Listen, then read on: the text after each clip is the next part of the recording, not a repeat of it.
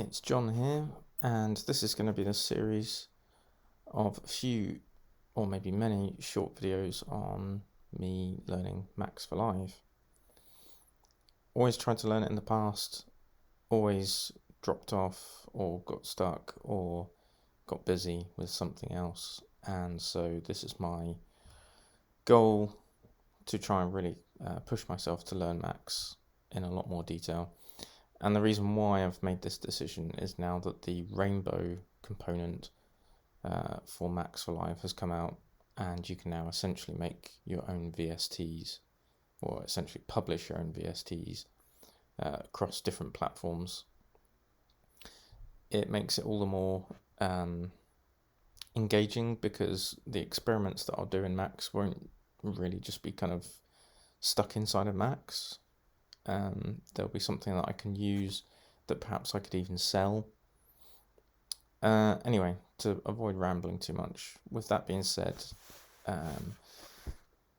after a bit of just fussing around, I decided that I wanted to just do two things to draw attention to the fact that Max can do this.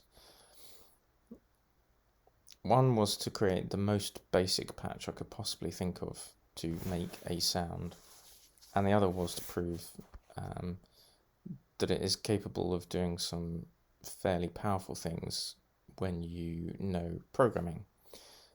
So I've been a software engineer, or am a software engineer historically, and I have worked in JavaScript for most of my career. So I'm kind of keen to see and push to the limits what Max can do, but before we get into that, here's just a quick breakdown of the Max patch that I've created here. So the first one was, how can I make the most simple MIDI device that makes a sound possible? And the answer was, create a button, create two message boxes, manually, or kind of hard code if you like, the pitch value and the velocity value, use a make note object, and make sure that you attach the pitch to the message and the velocity message to the velocity section of make note. I'm not going to do a duration, it's not necessary. And then just make sure that you connect up pitch and velocity for the note out, and then hopefully you can hear that. Very, very first ever patch. So that just proves that without having to grasp MIDI in any kind of detail whatsoever, if you just know a few fundamental things about Max, like what the message boxes can do, the fact you can use a button to trigger them, the make note and the note out object, then you can make a sound, and you can basically get started from there. And essentially you can imagine that you could create a sequencer that triggers these buttons, and you can have a whole series of these items, and you could somehow manipulate the data in real time to create different pitches and different velocities. So that's that one. The next one is the use of JavaScript or programming within Max itself. So I'm using a JS object here, and I followed a very basic tutorial by a guy called Dude837 on YouTube. I only took the tiniest part of what he demoed because he makes a full sequencer, and that's something I plan to do. But anyway, it's possible to create objects in Max without having to type the object name or create the box or use any kind of visual GUI whatsoever. You can just basically write some code inside of a file, and if you know a bit JavaScript, know stuff about functions and parameters, then you can basically create objects within Max using JavaScript. So I've got the auto watch.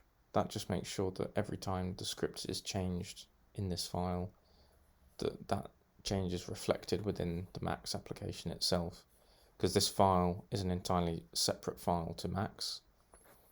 It's actually saved next to the Max patch. so that every time it's updated, Max needs to know about it. And so you have auto watch, which triggers Max to actually pay attention to changes.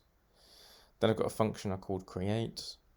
I give it a parameter called t.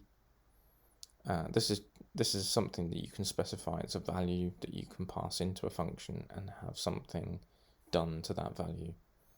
But I'm not using it, as you can see. The next line is me getting the current patcher. So I say this patcher, which is this whole patching window here. New object, let's create a new object, call it toggle, and position it, size it, and do something else with it, which I'm not sure what that is. So it could be top left or left top. I'm not really sure which way around, but as you can see when they're created, they look approximately 10 pixels by 10 pixels away from the top and left edge.